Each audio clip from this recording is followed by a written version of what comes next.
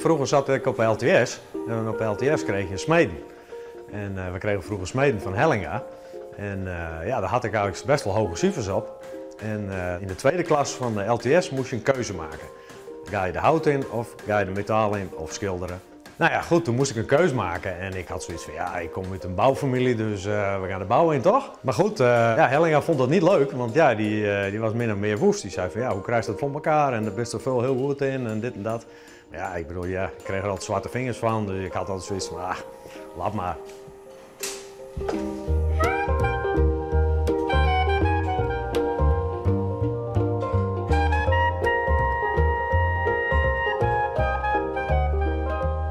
Ik kom uit een timmerfamilie, zeg maar, een aannemersfamilie. Mijn opa die is in 1928 is hij starten hier in Bolsward als aannemer. Nou, mijn vader die had dat in de jaren 60 of zo overnomen. En ik heb dat in, ik dacht 94 overnomen, het bouwbedrijf. En in 2006 heb ik de boel verkocht wegens ziekte. Ik had last van nekhernia. Nou, de Hoekstra, de smid zeg maar, die was bijna met pensioen en die wou stoppen. En ik had al een paar keer aangegeven van nou, ik wil de machines en de smeedhamers en de ovens en zo lijkt me wel leuk voor de hobby om dat erbij te gaan doen. En sinds een paar jaar is het bijna fulltime.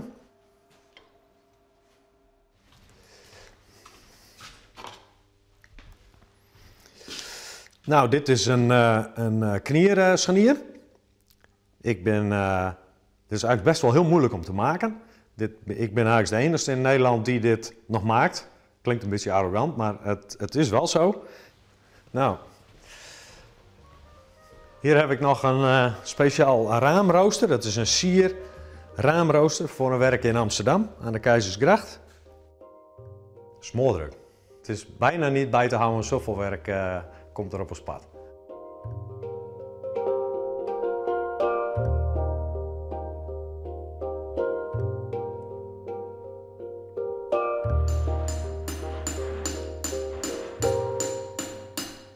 Ja, de smederijen die er nog binnen in het land, maar ook in Friesland, is maar heel beperkt en dat wordt steeds minder. En dat zijn allemaal oudere smeden, zeg maar, die tegen het pensioen aanlopen. En jeugd, ja, die is er niet meer. Ja, als ik zie wat ik nou maak en wat ik maken ken en wat voor opdrachten ik krijg, dan ga ik het natuurlijk gelijk doen. Maar ja, als je alles van tevoren weet, dan is het leven niet zo moeilijk. Uiteindelijk ben ik ergens in terechtkomen waar ik ook als hobby mijn werk maakt. Ja, leuk.